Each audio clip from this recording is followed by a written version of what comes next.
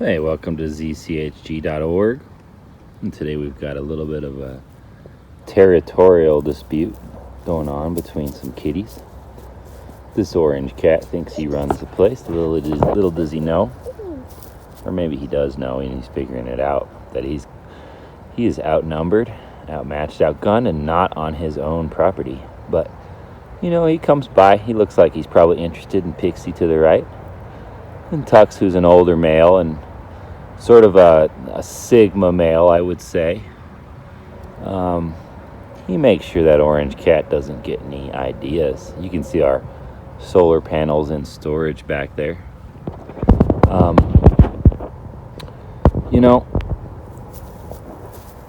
Whatever your beliefs, the fact is that animals will compete over limited resources. Addie, can you please move out of the shot? Thank you. They will compete over those limited resources instinctively, as the case may be, just as people tend to do. The reasons for that in the short term. Oh, hello. Look at that helicopter. What is that? Is that a Huey? Huey going overhead? Pretty cool.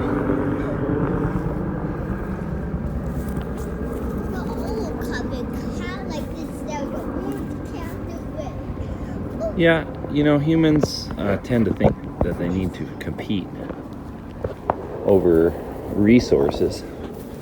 Now, that's not the reason for this video.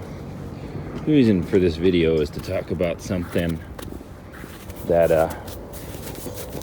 I think needs to end at some point. I don't think we should force anybody's hand, but maybe we should stop making the internal combustion engine to be in the fore of things. Addie, can you go over there with the cats? Or, well, stay away from that orange cat, but can you get away from here for a second, please? Sweetheart, can you listen to me? Thank you.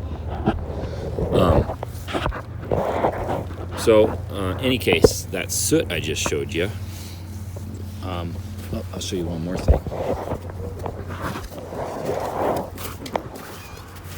See that interstate? We live pretty close to a highway there. And, it attracts a lot of this stuff, which is to say the soot, right? And when that soot collects, it of course follows that it is collecting in our lungs and going into our soft tissue, affecting our brain, lung health, cancer, that sort of thing. And when I went to Bogota, Colombia about 7-8 years ago, along with pretty much every other major metropolitan area, metropolis, when I went to Central America, Nicaragua, Costa Rica, I've been to Colombia, Argentina even, to a lesser extent, what you experience is they import a lot of those used internal combustion engine based trucks, cars, buses, etc., etc. And so even this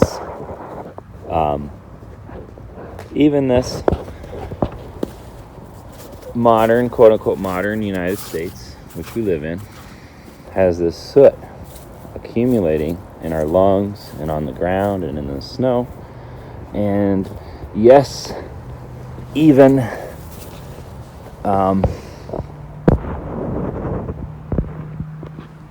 in our children's lungs. But any case, that limited resource, fossil fuel, which I'm sure I'll lose points with YouTube algorithm, but who cares for mentioning that global warming thing. In my opinion, being a career environmentalist, a career economist, my credentials will show I am an economist. as well as an environmentalist, as well as some engineering.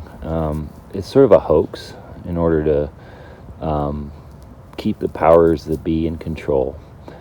And whether you believe it or not, you can believe me when I say the internal combustion engine, I think, needs to go, which is, of course, in support of that narrative, that dogmatic belief that global warming is going to one day bury New York City in 100 foot of water. Why do those, being an economist, why do those some of the smartest people in the world, why do they put a vast allotment of their money or resources into those oceanside real estate properties? Those ocean state real estate properties are supposed to be underwater and really soon. And so what's the deal with that global warming causing the oceans to rise? I just don't buy it. The smartest people on earth don't either. And maybe they're not the smartest people on earth. Maybe they're just the most sell out. Who knows? But in any case, they are not going away from the ocean anytime soon until that seawater starts to rise anyway. And so conceivably, we don't have to worry too much about that. But we do, again, have to worry about our children's lungs, our children's soft tissue organs, brain, lung, everything. And to that end, we've got to plan ahead. Now, when I visited Bogota, Colombia, and other cities and countries in the second world and in the third world, those refurbished engines, what happens is they lose their tolerances over time, and those tolerances will tend to a tolerance, if you didn't know, is that the metal chipping on the metal over time inside those engines causes less than perfect stoichiometric reaction inside of the engine itself, and so essentially what occurs is there's more pollution, and as I showed you, even in first world countries like the United States, that pollution tends to occur anyway. I'm on the phone, honey.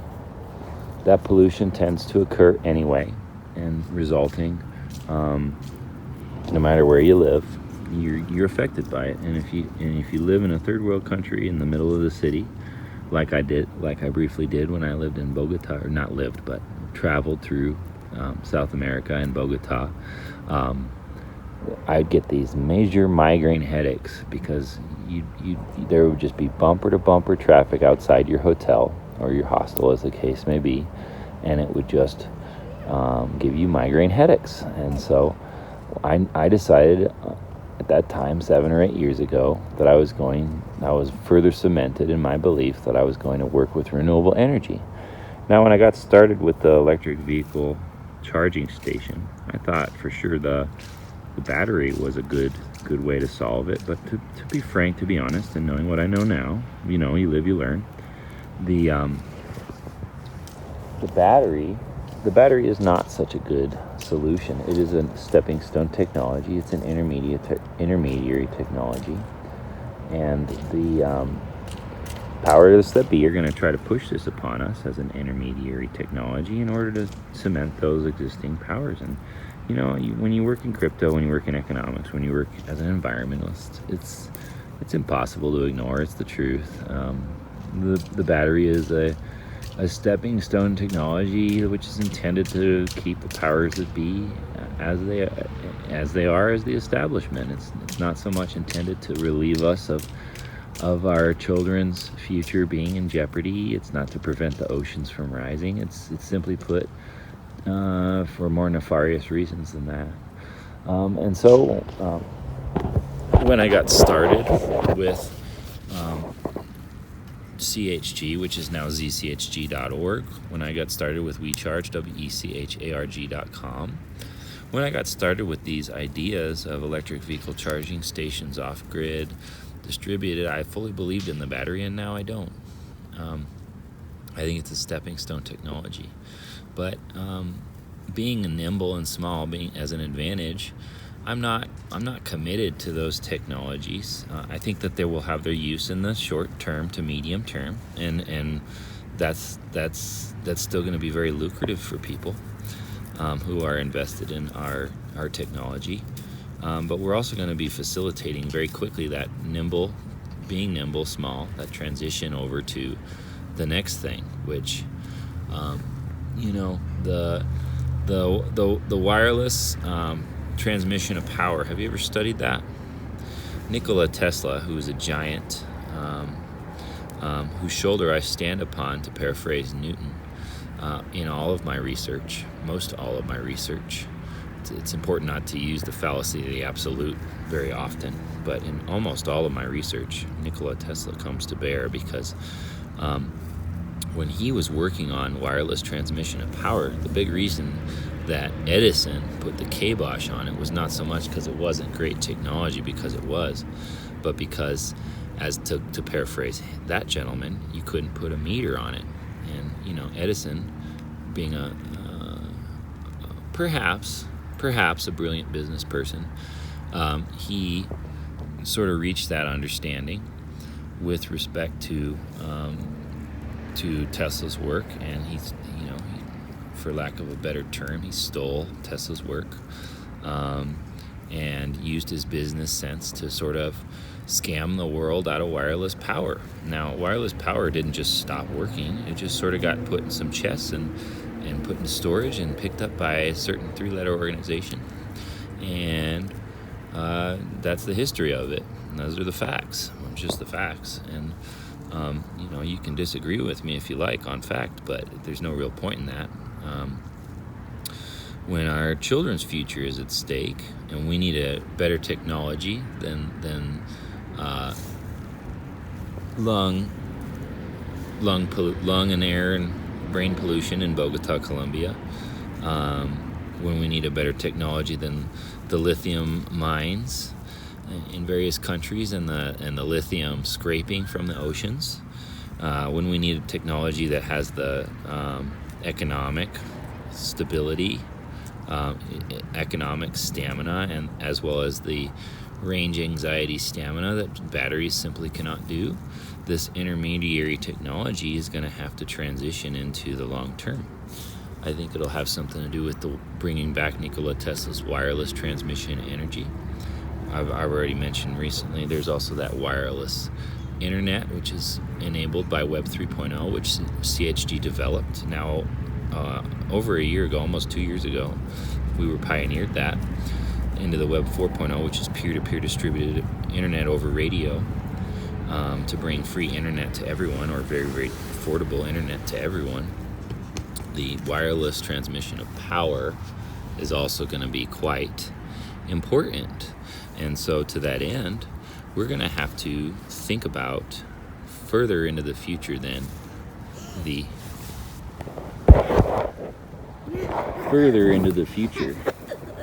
He's back.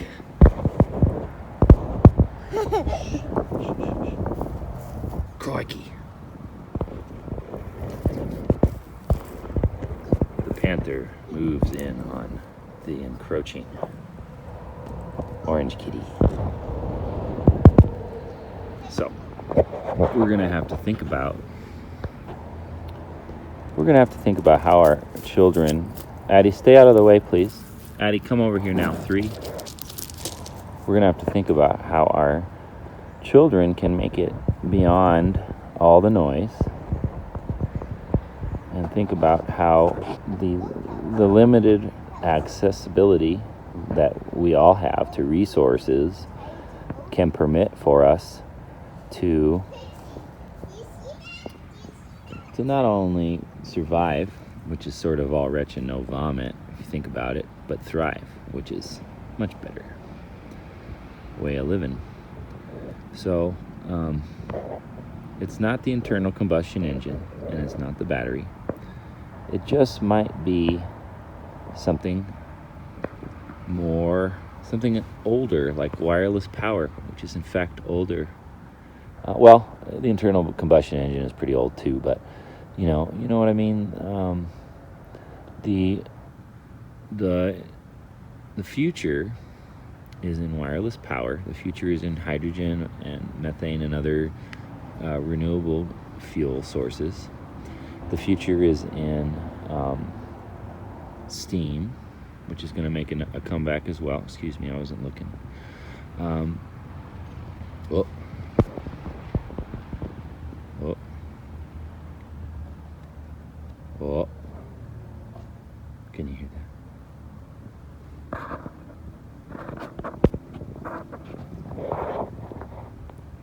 And the future is in getting along. You can't get along if we continue to permit the powers that be to dictate what's going to happen, because they're interested in more. And over at zchg.org, we're just interested in making sure that everyone has enough to not only survive, but to thrive. And so we've had to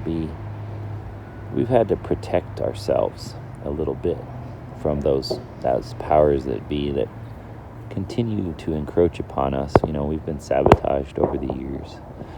We've had people get paid off, in my opinion. We've had our funds frozen by, I can tell the truth, PayPal, Square. We've had Google rip us off for tens of thousands of dollars in advertising funds with almost zero ROI. I'm talking pennies on the dollar. And it's because they're not kind. That's ultimately what it is. Be kind. All you have to do. Addie, what is that? All you have to do is think about your children, and that all goes by the wayside. And for the exciting conclusion to all this, please stay tuned over at zchg.org. You might also check out WeCharge without the EWECHARG.com. If you go over to zchg.org, you'll see that we've been working on a lot of stuff with a very limited budget. We've been working on Web 3.0, which we pioneered, Web 4.0, which is the peer-to-peer distributed radio internet, which takes the meter away from internet, which is a ripoff. If you go off grid, you'll find out satellite internet costs $140, $150 a month, and you get capped at 25 gigabytes. We're pioneering. We're bringing back the steam power if it's applicable. We're bringing back the wireless transfer of energy. The wireless transfer of data is coming into the fore, all distributed. Hydrogen, methane, various others, renewable sources of fuel. We can all get along. It's very natural to get along. What's not natural is these powers that be that are encumbering that very natural process of sorting things out. If you leave them to it, the good people of this earth are very capable, in fact, destined to be good, to just lead a peaceful existence.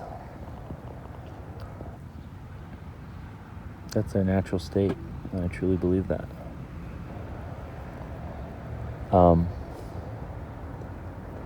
And to accomplish that, we simply have to stop listening to the dogma, and we have to start letting ourselves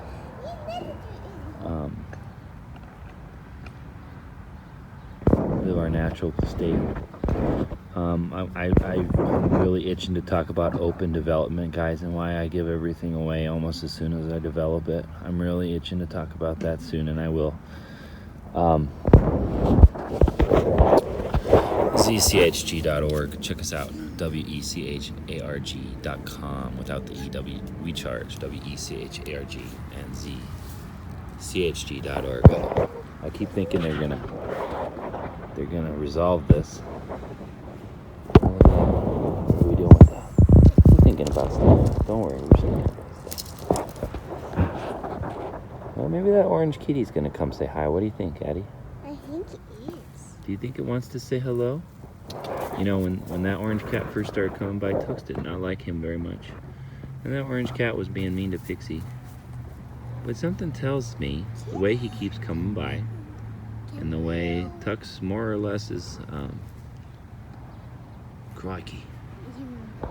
The way Tux is more or less, you know, if Tux wanted to, he could kick this cat out of here. He's done it many times. But what would be the fun in that? Hello. Hello. Hello, kitty. Hello, kitty. You know, we can all be nice to each other. There's plenty of resources to go around. There really are. Those instincts. Don't let them fool you. Those National Geographic instincts that we think are the predominant nature of those animals. That's another lie. That's another lie. The truth is, we were meant to get along. I really believe that. And the truth is, we were meant to have clean air. And that's the real reason. And reliable, stable fuel, energy security.